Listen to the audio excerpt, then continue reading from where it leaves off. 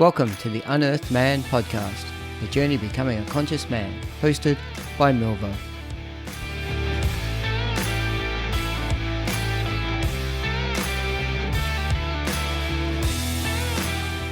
Hey all, Milvo here, and welcome to episode 39 of the Unearthed Man podcast. To kick off, I'd like to acknowledge the traditional custodians of the lands on which we work and gather, and their continuing connection to land and waters. I pay respect to elders past, present, and emerging. I pay tribute to the diversity of First Nations people of Australia and their ongoing culture. If this is your first time listening to the podcast, then welcome aboard. If one of my regular listeners, then welcome back. I really appreciate your ongoing support. I'm also excited that I've now reached over 2,500 downloads since the launch of the podcast last year. Who would have thought? Hey, so if you're looking to know more about the Unearthed Man, then you can find me on Facebook, Instagram, and LinkedIn. So how much fun last week was the chat with Trevor Bone from Man Uncivilized. It's easy to see how men are drawn to his uncivilized nation, given his humorous down-to-earth nature. Again, I was humbled to have him on my show. Similar to an introduction to Trevor from last week's episode, I first came across my guest today whilst listening to the Sacred Sons podcast. Here was this Aussie bloke talking about men and relationships on a US-based podcast. He told a great analogy around relationships being like storm clouds, and that like storms, the heavy rains and wind come and then go. It's how you manage through that period and your approach post a storm, which is the most important. This really struck a chord with me. Now, similar to the story last week, today's guest was I'd love to have him on my podcast. However, I doubt he'd want to do it given his status in the community. Wish list. I quickly realized that this was my story around scarcity and that you never know unless you reach out and ask. So that's what I did. And without hesitation, the response back was yes. So I really do need to stop doubting myself, that's for sure. Anyway, enough about me and my self-doubts. My guest today is a trained educator and relationship expert with a background in behavioural science. He's passionate about leading people closer to their highest potential. He helps men and women escape negative patterns and cultivate a positive sense of self, as well as restructuring and reframing their relationships with themselves and their loved ones. Welcome to the Unearthed Man podcast, Stefanos Sifandos. Hey, Steph. Thanks for having me, man. Appreciate being here. It's such a pleasure having you on the show. As I said, from that intro, when I first, about 2 years ago, I had a bit of a awakening episode. I did a course with Preston Smiles, who I know you know quite well. And, through a breath work, my eyes just completely opened up and blew my heart open. And then I'm like, right, there's got to be men around here doing similar stuff. Listen to the Sacred Sons podcast. Trevor was on there. Then next thing you're on there talking about all these amazing things around relationships and an open heart and so forth. And I'm like, oh, it's so refreshing to find, now other people who are trying to navigate in this space of, the men's work now, which is something that we really need to do. So again, thanks for doing that. And I really, that episode was awesome. So just on that, your journey, because that's what this podcast is a bit about. So you're at the moment, you're definitely a leader in the community in relation to men's work, relationship with women, and how we're actually going through that. But how did you get to where you are now? Can you just take us on a bit of a journey as to, your journey into becoming a bit more, I suppose, awake or a bit more open to, you as a man and how you're now leading in that space? Yeah, I strongly believe that the journey of awakening, and I've seen this multiple times over within myself and within so many different people that I have exposure to, whether they're clients or peers and just people in our community and just people full stop, is that journey of awakening or opening, right? Like opening our minds, opening our hearts, opening our bodies to a new way of being like this. We're going to experience, some level of pain, challenge, and difficulty during that transition, because it's almost like a tug of war. So you can imagine a tug of war, and you've got all these people on one side and all these people on the other side, and all these people are actually different versions of you. Like they're past versions of you and future versions of you. And often it's the past versions of us that we can envision very clearly because they're so entrenched within our nervous system and within our psyche, right? Within our emotional imprint and blueprint. Yep. And the future version of self or selves, the different parts of us that express in the world, they can often be more difficult to envision. And so it's almost like we're constantly, or more often than not, losing that future version of self, which is more aligned, more more intentional with our values, more clear on who we are, that idealized version of self, the one that isn't so angry, the one that isn't so shy, the one that doesn't carry so much shame, the one that carries less fear, the one that's more confident. We struggle to envision that. And so the past versions of self keep tugging us back to the past. Like, why don't you just come here? This is familiar. It's safe here. And so that transition point or that transitory period can last as little or as long as you want. And it depends how much emphasis you give to the future version of self and how much love and compassion you give to the past version of self or past versions of self. And so for me, I spent many years entertaining the past versions of self. And I struggled deeply to connect to the future versions of self. And so I needed to be cracked wide open multiple times under extreme intensity because, that sword almost is forged under extreme heat, right? Yes. And I had to be, my personal journey is I had to go really, really deep into all my stuff.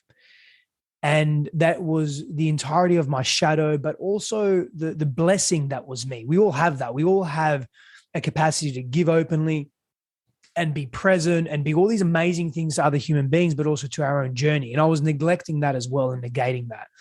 And so a number of years ago, I had it wasn't my final awakening by any means, but it wasn't my first awakening, but it was the first meaningful awakening where I was able to it was the first awakening where I was able to take meaningful action. And that was, I was in a relationship and she discovered I was unfaithful in that relationship and extremely unfaithful. Mm-hmm. And that unwound so many parts of me. It unwound who I was as a person. It unwound a lot of my trauma, a lot of my shame, a lot of my guilt, a lot of where these behaviors were really stemming from. It was unaddressed, unresolved wounding, right? Yep. Unattended to wounding.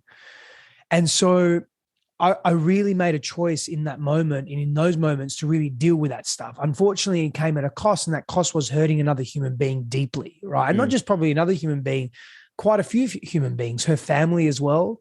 Her friends, my friends, it was a journey. And I committed to, no matter what, I would be the person I knew I could be, that I had glimpses of, but I never really attached to in a healthy way. And I went deep and I did all the things. I had seen counselors and psychologists from a very young age because I wanted to learn more about myself. And if I had an issue, I would go to these people, but I wasn't being real and raw. I wasn't being completely open. I would maybe be 80% open or 90% open, but not really go to the darker places. That's where the juice was, right? That's where the meat was, the power was, the liberation or the potential for freedom was. And I made a commitment to just go all in, like to move through the shame, no matter how difficult it was, to be completely raw and open and transparent and all of that. And so I spent a lot of time in solitude, in meditation, in spiritual practice, in plant medicine, with counselors, psychologists, shamans, coaches, spiritual healers, guides, energy healers. Like I went all in. Like I stopped working. I let my businesses go. I went into massive debt. I nearly went bankrupt because I didn't know how I was going to make payments. Like I was begging and borrowing. I didn't know where I'd get my next income for food. And I was a qualified individual. It was a very much an ego check, but that journey over a number of years really laid the foundations for where I am today and how I see myself today and how I allow others to see me, or how I choose to be seen, and how I give and receive love, and my relationship to my ego, to my past, to my trauma, to my future, to people that challenge me, to people that may attack me in different ways, like, because we all do that, right? Like we all project our pain onto people and onto others, right? And when you're in an intimate relationship and you're open to growth, like that sometimes happens, where I project onto my wife or she may project onto me, and how we deal with that really matters. And how I dealt with that in the past was from old, unresolved, unchecked wounding, right? Reactive patterns, like aggressive, bitter, maybe jealous, irritated, angry, rageful, disempowering the other person, coercive, oppressive, because I was so suppressed myself. And now more often than not, I choose not to come from that place that has been entrenched with me for so long, but rather to come from a place of greater understanding and compassion and curiosity, right? And again, these are journeys that we go on and that I'm personally still on. Like, I'm not perfect by any means. You ask any one of my close friends, ask my wife, right? I still make choices that hurt other people, but they're not deliberate. They're not as intense, and I can recover quicker from them, and I can repair a lot quicker from them. And that's just, I guess, the journey of life, right? We come into a place where if it's not even about, it is about humility, but it's more about willingness and ownership, right? Like, if we step into a place of ownership of who we are and willingness to go the extra mile and to explore the unknown that may be really scary within us, we grow and we expand. But in order to do that, we have to be able to diffuse our shame or have a healthier relationship with our shame, and know that intense feeling that we feel when we're about to be seen by someone that we care about in a distorted way, or in a not so nice way. We have to be able to sit in that and deal with it. And in order to do that, you have to have self-confidence. And that's not arrogance, right? That's not entitlement. That's not, I'm better than you. That is just, I back who I am. I believe in who the fuck I am. I love who I am. So self-love and self-worth is a big part of that. And in that confidence, it gives you inspiration to do the thing that you wouldn't do before, which is really uncomfortable. And that's really what it was for me. It was just sitting in immense discomfort instead of using alcohol and drugs and crime and adrenaline and prostitution and sex addiction to distract myself from doing the uncomfortable thing that's actually going to get me what I want, that I'm running from, but that I'm also torn within, So that's a little of my journey. So look, I really appreciate that. That's you've really opened up a number of items through there. And so I'd like to go back and explore some of the things. So the one thing that I think you touched on a little bit in there, because there was a lot in there. So thank you. The one thing I see at the moment, and the thing that's comes up for me is a lot about disconnection and externalization, purely because as a society, we're so now accustomed to be comfortable. We don't want to live in the world of discomfort anymore. We've taught discomfort's a bad thing, and in many things, I'm sitting in a house now and I got a wind cheater on, a pair of Ugg boots and the tracksuit pants because it might be 10 degrees, right? Heaven forbid I might feel a little bit cold. Like, there's many layers to this discomfort that you run to, right? And a part of that's what I'm sort of looking at the moment, is the level of people who, even as we're sitting here today, the choices that people are making, I would argue, are the comfortable choices and the simple choices and the most popular, easy choices, as opposed to saying, what happens if I actually stood back and I was actually uncomfortable for a period of time, and what does discomfort look like for me? And any thoughts in that sort of space? Because that's certainly what I'm seeing at the moment. Yeah, hard times create strong men, and strong men are attractive. Like, that's, if I had to be really simple, like to really simplify it, that's it. Hard times create strong men, and strong men are attractive.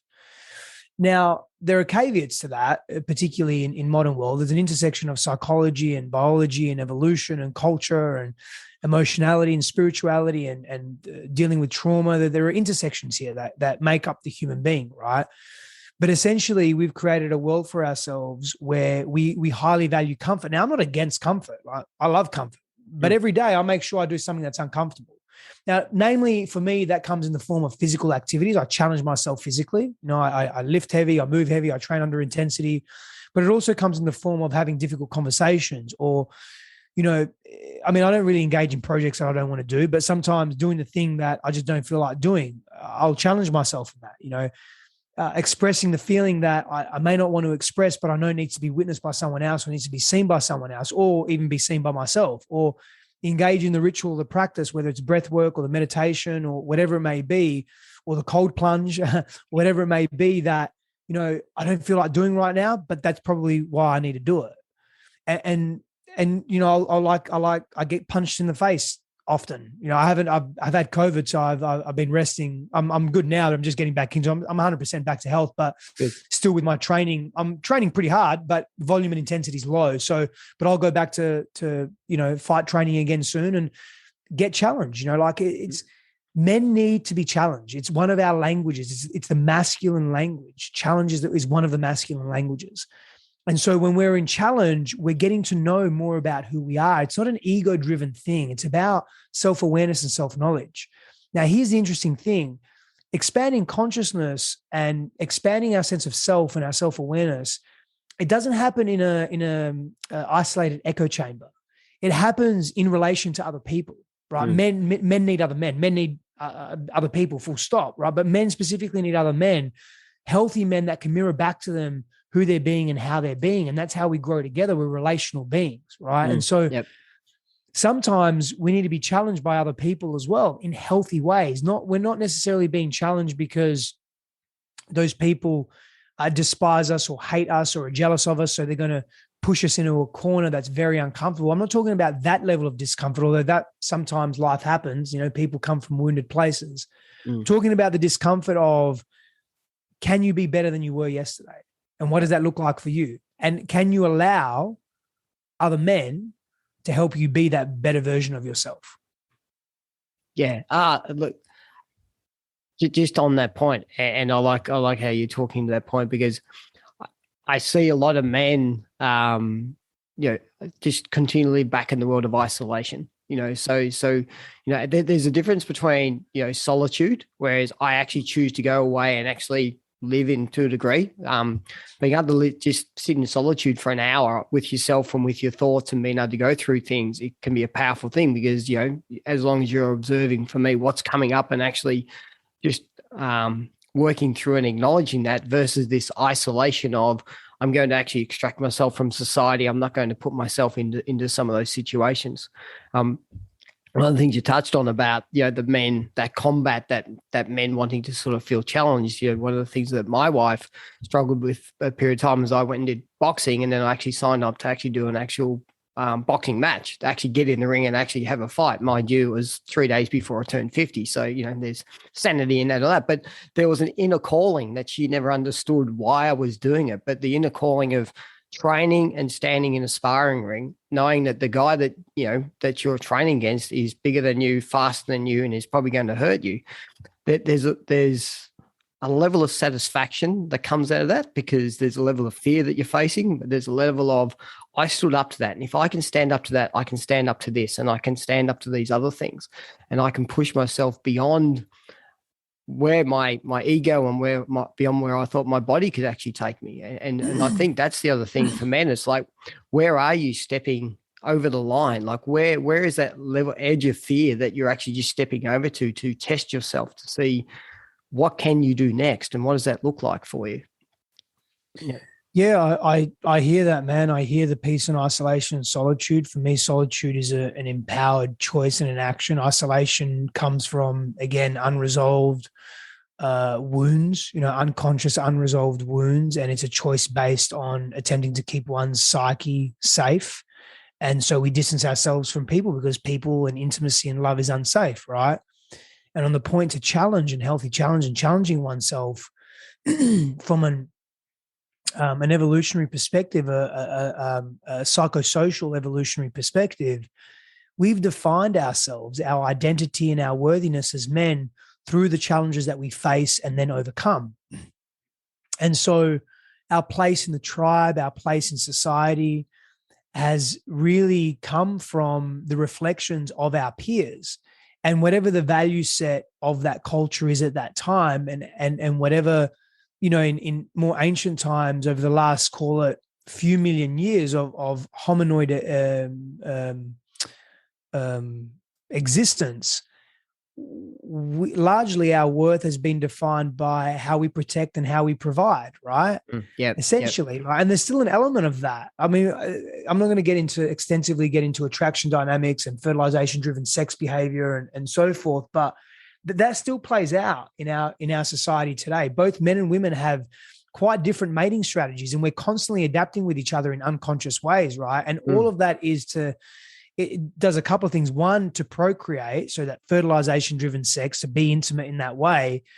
And then two, the bonding behavior as well, which isn't as prominent from a genetic imprinting perspective or from a biological impulse perspective, but it's still very strong within us, that that wanting to be seen and understood and heard, and experiencing intimacy, right?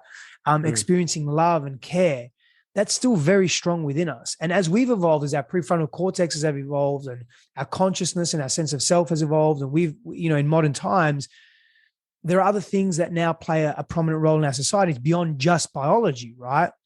But again, we have to remember that we are also biological beings. We're sort of really intelligent monkeys at some level, right? Or really intelligent primates, right?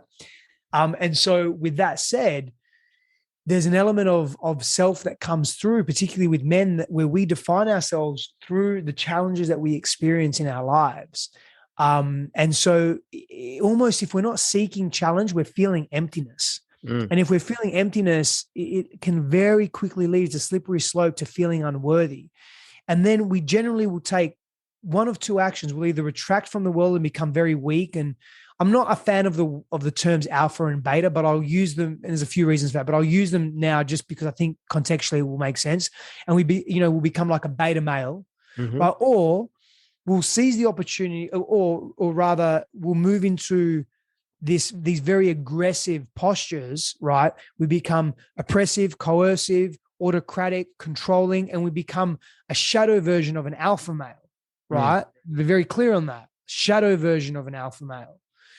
And so where all we want to do is dominate to help ourselves feel better. We're not actually trying to be in power to be, a little more collaborative, or to help others, or to help our tribe. It's hyper selfish, right? And so it's more on the spectrum of narcissistic tendencies and potentially even narcissistic personality disorder in modern times, which is, let me be very clear on something. That's a small amount of the population, a small percentage of the population actually have NPD or have personality disorders. Narcissistic traits and narcissistic personality disorder are two very different things. But what I'm saying is that when men don't, seek healthy challenge, they become a victim to their environment, and they become a victim to their minds, or to their wounded mind, right? And that's a very dangerous place to be.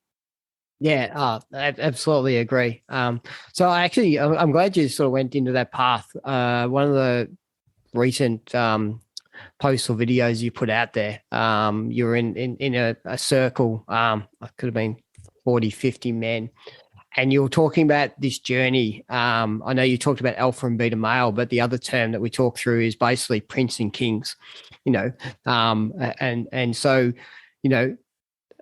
there's a lot of power I took out about the fact that the number of men these days who actually step from effectively boy, bypass the prince, or respecting that step, or respecting where they are at any point in time, and say, I am now a king, I'm now running as this alpha male. And to a degree, they don't know.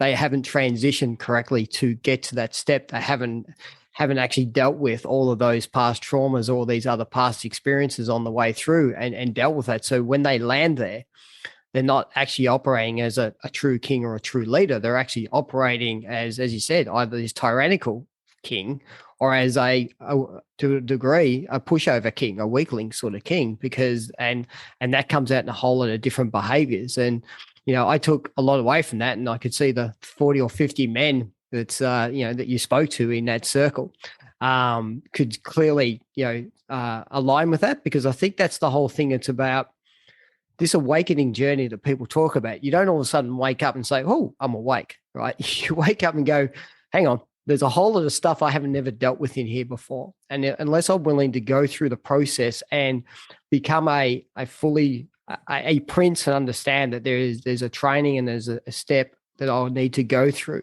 and had to actually deal with all those situations, I can't actually stand up into that role of king. And for me, that was such a powerful set of statements that you laid out to all those guys. Yeah, I can appreciate that as well. And I've been there myself, where I thought I was more advanced than what I was, or I was in a stage of my own personal and social development that was ahead of where I actually was, right? And in that video that you're referencing, I made it very clear that I flux in and out of king energy, or king archetypal energy. Like, I'm not constantly in my king yet. I probably come from shadow a little too much. Like I'm aware of it. Like it's not that it's massively unconscious. I'm super aware of it, but I don't want to say control, mastery. I don't have complete mastery over that yet, right? I'm also in a phase of my life where I'm very much in my warrior still. I'm very much in my building phase, and I'm very acutely aware of that. And I'm more than okay with that as well. So I'm not saying I don't carry any king energy. And I don't say that from a place of arrogance, but I'm definitely not consistently in my king energy. And I don't mean that I'm inconsistent or like I'm really volatile or anything like that.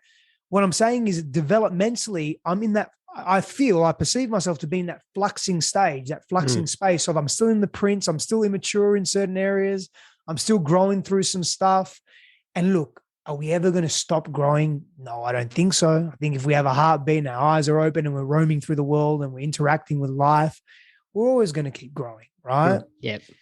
However, I just want to know, I just want to admit where I'm at, and I want to own where I'm at, because if I don't own where I'm at and I think and I convince myself, oh, I'm in the king, I'm a king, I'm fucking great. Firstly, I'm too much in my ego, and there's a slew of unhealthy side effects that come with that. But what's actually happening is I'm not in my king because I'm bypassing all this very valuable learning. I'm trying to rush it. I don't want to rush the experience. I want to settle in the experience. I want to let it sink in. I want to let it integrate. You know, when we have plant medicine journeys, a big emphasis is, okay, you've had this peak experience. You've had this tremendously deep experience now. Take time to integrate. Like the experience was maybe 12 hours or 6 hours or 10 hours, right? It was an evening. Even if you went on a deeper ayahuasca ceremony, which was over 2 weeks, and over 2 weeks you sat maybe 6 or 7 times or 12 times in ceremony, whatever it may be. That 2 week period, take the next 6 months to integrate. Take the next 12 months to integrate that. Let it sink in, absorb it, embody it. I was never embodied. And so now I want to make a real effort to be embodied in the processes or the stages of development that I'm in.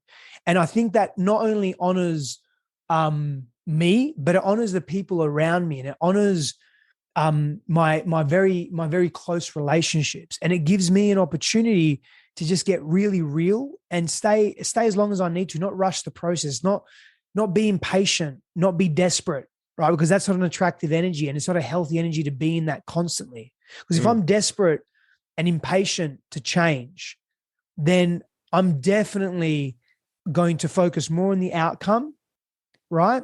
That's in the distance, and less on the process. And nothing wrong with being goal orientated. The masculine energetic is goal orientated. It's objective orientated. However, if I focus on that to a fault, if I focus on that at the detriment of other really important aspects of my development, I'm losing. I'm a faux king, FAUX. I'm a faux king. That's just really what I am. And fuck that. I don't want that. I've had enough of fakeness in my life. I just don't need that anymore. So I'd rather just say, yeah, I'm not fully embodied in my king energy, but I'm on my path. And there are expressions where I can be, and awesome. And that's just where I'm at. And if someone doesn't like that, or if someone doesn't agree with that, I don't know what to say. Well, I love you and fuck you at the same time. Like, I don't know. Like, that's just where it's at. Yeah. But I think that's exactly right. And that's the perfect thing. And that's why I like getting, likes of yourself and other men on this journey, right? Because the easiest thing for all of us to do is to say, hey, look at Stefanos out here. He's got 96,000 Instagram followers. Like, he's got a horde of people and they're all following, right? And people go, let's put people up on a pedestal about this. The reality is we're all human beings. We're all on a journey. We're just at a different path on our journey at any point in time. What different people are doing is saying, I have now life experience, I have wisdom, I have education, and I'm going to now impart that, what I know, back onto you. But what I know today may be different to what I know in 2 years' time, as all of a sudden I went through a different journey. I've gone, oh, fuck. Actually, some of that stuff back there wasn't quite what it was, because now I've actually learned something else, or something else has come up for me, or something else has delved back in for me. So, that whole thing about the process and allowing yourself to go through. I did a meditation course with a guy called Sam Lewis, and we talked about plant medicine versus the meditation. And a very simple viewpoint was, in the plant medicine, it's like a helicopter's picked you up and put you on top of the mountain, right? And all of a sudden you're top of the mountain, you go, fuck. And next thing, but you don't know how to get back down again. Whereas the meditation takes you up and down. But to talk to what you're talking about, it's a bit about, it's okay to do the plant medicine, but don't get the helicopter back off the mountain. Take your time coming down off the mountain. Take your time to observe everything that's taken place as you went through that experience and embody it and allow it to come through, because it's the complete integration.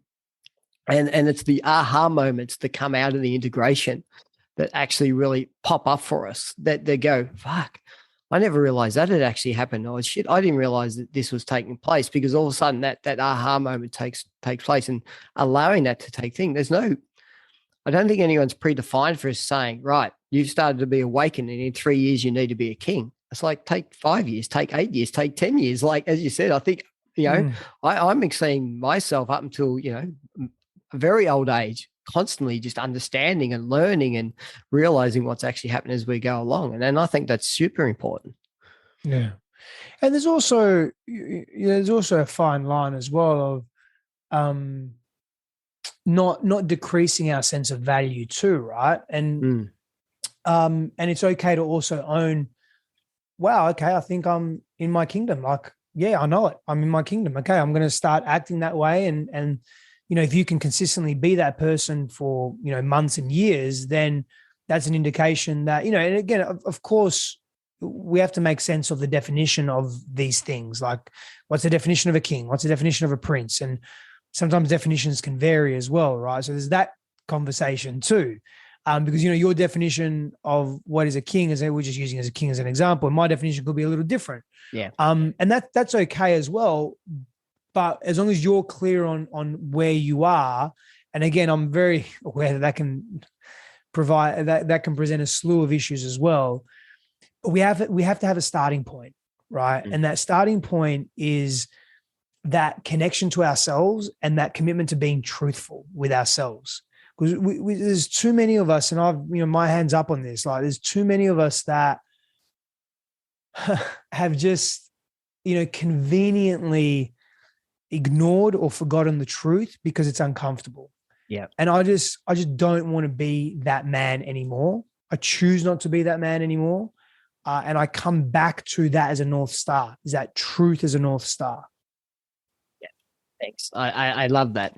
I want to just bring up something with you that I completely resonated with. And it's something that I think you might've done a live or you post on it. And it was about you cleaning Christine's sneakers and the reaction she gave you, where, you missed a bit of mud or something on there. Right. And that reaction of, fuck it, just go and clean them yourself next time, if that's what you want to do. And it just so struck close with me, because, that it was something that had been popping up with me. Like, you go and do the dishes, or you go and do a bit of washing, like you think you're doing the right thing, and then someone offers that friendly bit of advice about how you could do it differently. And, that whole child growing up saying, well, fuck off, do it yourself next time. How about you just be happy that I'm actually doing it? And it's not about them. It's like, where's this coming from? And, and for me, it was this whole realization that my parents were perfectionists, and that, I felt like at home you could never quite do anything right and everything else. And now when someone questions that simple thing about, that dish is still a bit dirty, or you didn't quite clean that one, or, these little things, it's interesting that this is for me what the awareness is. It's like when that emotion and that reaction comes up, it's like, I'm now going to sit back with that a little bit now. And I'm actually going to observe that, because wonder where that has actually come from. And is there another thing that, that little boy's just jumped up in front of us, and he's going to go in that fight mode again, and he's going to go in protection mode again. And,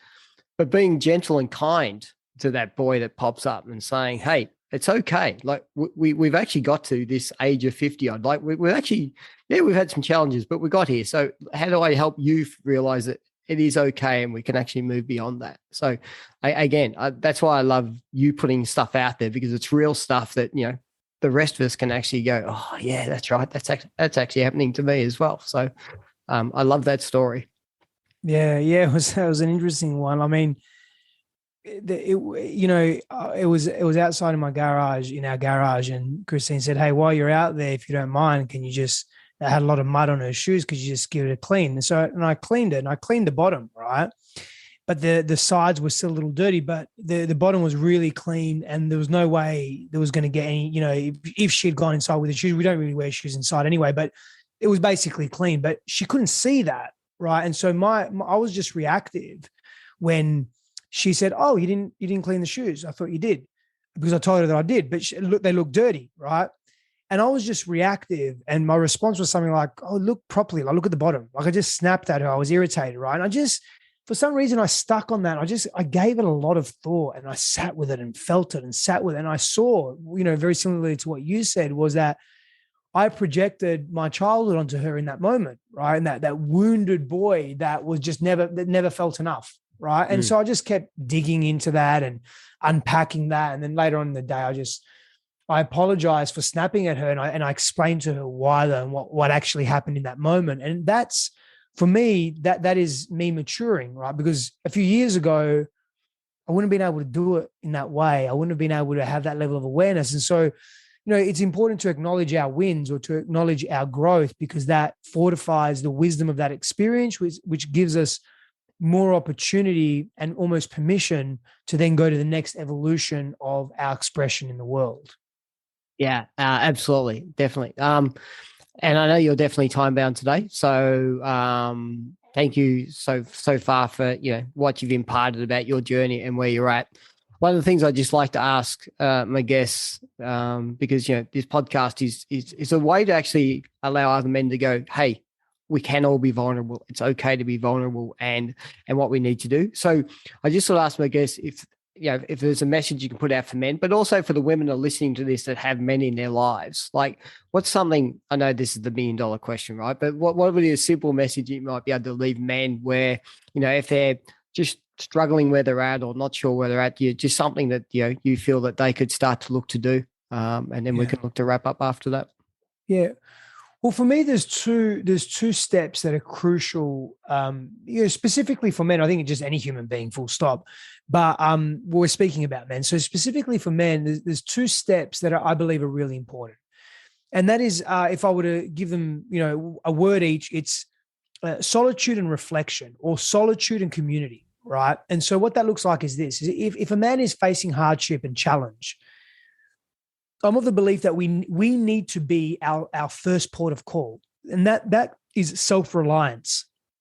And so when we are self-reliant, we're tapping into an aspect of ourselves, courage, and an aspect of our truth and our empowerment that we wouldn't be able to touch. We wouldn't be able to touch because the challenge isn't presenting itself. But what we often do as men is we numb, we avoid, we ignore, we suppress, alcohol, workaholism, drugs, excessive TV, sex, masturbation, porn, whatever it is, right? Like, we distract ourselves, make more money, climb the corporate ladder, whatever, right? Yep. We want to sit with it. We want to be with the discomfort. Now, we don't want to push the discomfort to the edge. We want to edge to it, but we don't want to keep going where it becomes too intense, where it becomes out of control within our own psychology and emotional body. That's not healthy either, right? Yep. That level of intensity and extremity is not healthy. So you've got the self-reliance. That's your first port of call. That may look like breath work. It may look like meditation. It may look like doing some journaling, going for a walk in the mountains, in the forest, on the beach, like be in nature and think about, like reflect on, like be in stillness, open eye meditation, and think about and feel into the issues that you're facing. Now, the second part I said is either reflection and or community. Men need men. Men need healthy men to reflect back to them and say, hey, brother, I'm going through some shit right now, and here's the story. Can you see something that I'm not seeing? Can you help me see something I'm not seeing? Can you help me come out of this? Can you help me heal this?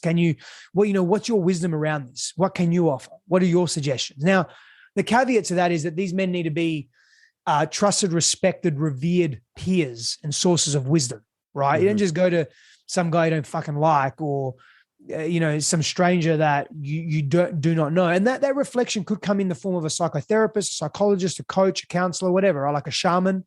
That's okay as well. But we need, particularly community, a group of men to reflect back diverse opinion, not because, too many cooks are going to spoil the broth, but more so that you can take in what other peers that you trust, respect, and revere are giving to you. And so that's going to be my immediate advice. Is my immediate guidance around that is solitude, self-reliance, community, reflection. Beautiful. What a great message to finish on, Steph. So thank you very much for that. For me, this has just been a very great, humbling experience.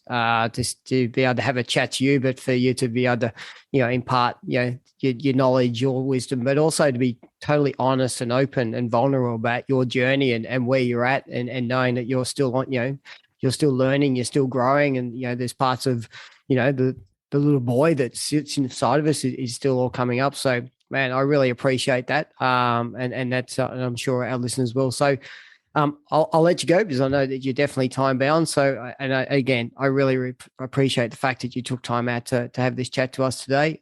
Take care, and we'll definitely chat again soon. Appreciate you, my friend. Thank you so much. Much love. Thanks, man.